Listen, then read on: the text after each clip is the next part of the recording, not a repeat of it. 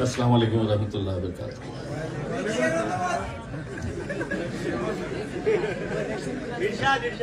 अबरार भाई को सुनने के बाद कोई दूसरा उनके बाद खड़े रहे, ये बहुत ही गलत तरीके से मुझे फंसाया गया है।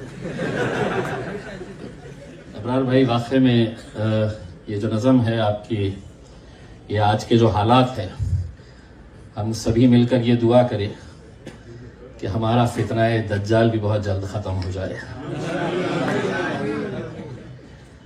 जिस हालात से हम गुजर रहे हैं, अबरार भाई ने बिल्कुल सही बात कही है। अबरार भाई मेरे लिए सिर्फ एक शायर ही नहीं है, एक बहुत अजीम शख्सियत है, मेरे भाई है, दोस्त है, और मैं उनका बहुत बड़ा फैन हूँ। यकीनन उन्होंने एक बात कही है कि हम दोनों जो काम कर रहे हैं वो मोहब्बत का काम कर रहे हैं। मैं सियासत के जरिए कर रहा हूं और वो साहित्य के जरिए कर रहे हैं। उन्होंने कहा कि इम्तियाज जलील मुझे बिगाड़ना भी चाहते हैं करके। मैं कैसे बिगाड़ना चाहता हूं उन्हें ये भी बताना जरूरी है, और यकीनन आप लोग मेरा साथ देंगे इन्हें बिगाड़ने में। दरअसल मैं अबरार भाई को जब से करीब से देखने लगा, उनसे बार बार मिलने लगा, इसमें कोई दो राय नहीं है कि जिस मुशायरे की निजामत अबरार काशिफ साहब करते हैं उसकी कामयाबी 200% की गारंटी देती है।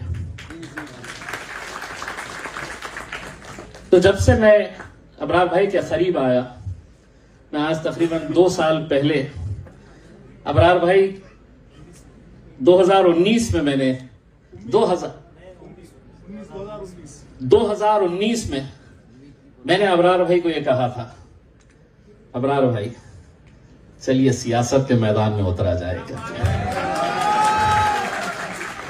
और मैं लगातार जब भी उनसे मिलता हूं उन्हें ये बार बार ये दावत देता हूं, अबरार भाई अगर पार्लियामेंट के अंदर मुझे खड़े रहना और जिन जिन मुद्दों के ऊपर बोलना तो मुझे तकरीर करना पड़ता है, वो लोगों को समझ में आ जाती मैं जो बोल रहा हूं।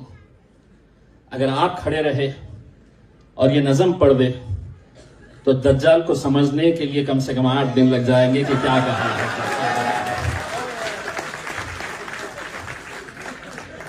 ये फर्क है मेरे और आपके लहजे में, जबान में। मैं तो बैठे बैठे अबरार भाई को जब सुन रहा था, मैं ये सोच रहा था कि काश मैं भी उर्दू पढ़ लिया होता, सीख लिया होता, तो शायद मैं भी शायर बनने की कोशिश करता, ये सियासत के दलदल में नहीं आकर गिरता। इसलिए नहीं कि मुझे उर्दू मैंने ना स्कूल में सीखी है ना कॉलेज में। उर्दू अगर कहीं से सीखी है तो पड़ोस में रहने वाले बशर नवाज साहब से सीखी है, और चूंकि पड़ोसी थे तो हमारा हक उनकी शायरी के ऊपर ज्यादा था। करोगे बात याद तो हर बात याद आएगी। आज यकीनन बशर नवाज साहब का इंतकाल हो गया है, वो इस दुनिया में नहीं है, लेकिन जैसा सोहेल ने बताया है, इस शहर की एक तहजीब रही है। इस शहर के अंदर उर्दू अदब, शायरों की अगर हम लिस्ट बनाने की शुरुआत करें तो इतने सारे नाम वहां पर आ सकते हैं।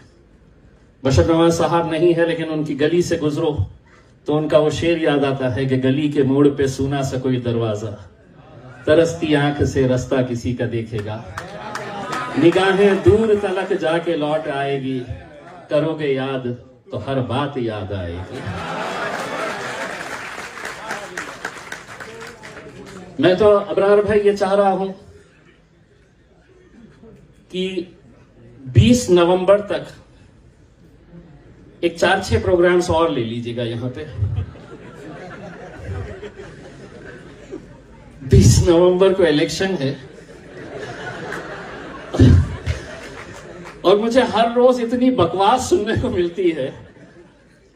कितने दिनों के बाद मैं भी अपने आप को बड़ा फ्रेश महसूस कर रहा हूं। अबरार भाई, आपका एक शेर है जो मैं यकीनन अपने पास रखा हूं। जब ये नौजवानों का जोश देखता हूं तो आप ही का शेर, ये बकवास जब मैं बाहर सुनता हूं तो आप ही के शेर, अगर तुम हो तो घबराने की कोई बात नहीं है, अगर तुम हो तो घबराने की बात थोड़ी है, जरा सी बूंदा बांदी है, बहुत बरसात थोड़ी है। तो ये शेर पढ़ लेता हूं और अपने आप में हिम्मत पैदा कर लेता हूं, अरे जरा सी बूंदा बांदी है, कौन सी बरसात है।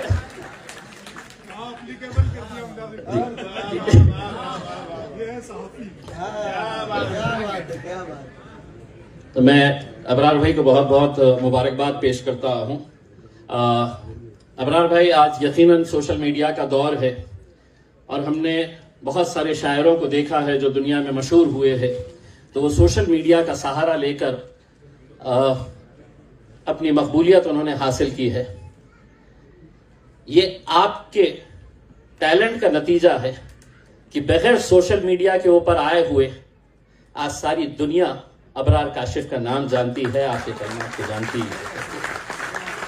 ये आपका हुनर है, ये टैलेंट है। और अबरार भाई, सही मानों में अगर देखा जाए तो जब आप बोलते हैं तो ऐसा लगता है कि आप बोलते ही जाए, रुके ना।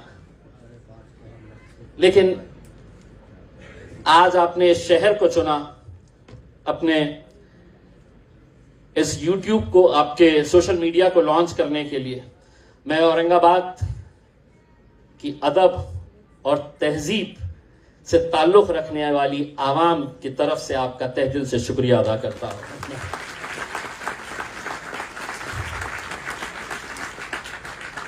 अबरार भाई, मैं आईजे फेस्टिवल ऑर्गेनाइज करता हूं और उसमें मुशायरा भी होता है। आप भी उस मुशायरे के अंदर आए हैं। लोग मुझसे पूछते हैं अब तो हार गए, होगा क्या आईजे फेस्टिवल? वो सियासी हार थी, लेकिन इस बार भी होगा। और आज अपने औरंगाबाद की आवाम की तरफ से मैं आपको अभी से ही दावत दे रहा हूं, आपको आना है और इस निज़म को जरूर सुनाना है हमें। आपने इतने से वक्त के अंदर सारी दुनिया के अंदर जो आज के माहौल है, उस माहौल को जिस खूबसूरती से आपने पेश किया है, अबरार भाई, मेरी सिर्फ आपसे इतनी इल्तिजा है कि मैं तो कुछ नहीं कर सकता था, इसलिए सियासत में आ गया। आप तो दिन में सियासत करके रात में मुशायरा भी कर सकते हैं, इसमें कोई रुकावट नहीं। 29 तारीख तक फॉर्म भरने की डेट है। आप लोग सब अमरावती से आए हैं। अबरार काशिफ साहब के ताल्लुक से मैं असद साहब को बार बार कहता हूं, साहब एक बंदे के पीछे पड़ा हुआ हूं मैं, अगर उन्होंने हाँ बोल दिए तो हमको 50 जीत के आने की जरूरत नहीं है, 2-5 ही रहेंगे तो अल्हम्दुलिल्लाह काफी रहेंगे वहां। मैं अमरावती, अकोला और अबरार भाई के साथ जितने भी लोग आए हैं, आप मुझे फोन कर देना। समृद्धि मार्ग की वजह से अमरावती 3 घंटे का सफर हो गया है। 3.25 घंटे के अंदर एबी फॉर्म आपके हाथ में रहेगा इंशाअल्लाह। जोरदार तालियों से आप है तो अबरार भाई के लिए। और मैं इसलिए अबरार भाई, मैं बहुत सारे शायरों को जानता हूं, मैं बहुत सारे लोगों को जानता हूं, लेकिन ऐसा नहीं है। आज अगर आप मेरे पास देखेंगे तो सुबह से लेके रात तक, देर रात तक हमें टिकट चाहिए। भावी आमदारों की कमी नहीं है। मेरी पार्टी में तो भरमार है, यहां पे ढूंढे तो यहां से निकल रहे हैं, यहां से निकल रहे हैं। लेकिन शायद मैं आपको पूरी जिम्मेदारी और पूरी यकीन के साथ कह रहा हूं, अबरार भाई एक अकेले आप ऐसे वाहिद शख्स हैं जिसके पीछे इम्तियाज जलील और असदुद्दीन अवैसी साहब पड़े हैं कि अबरार भाई आइए सियासत के मैदान में। आप लोगों का बहुत बहुत तहे दिल से शुक्रिया अदा करता हूं। Thank you very much.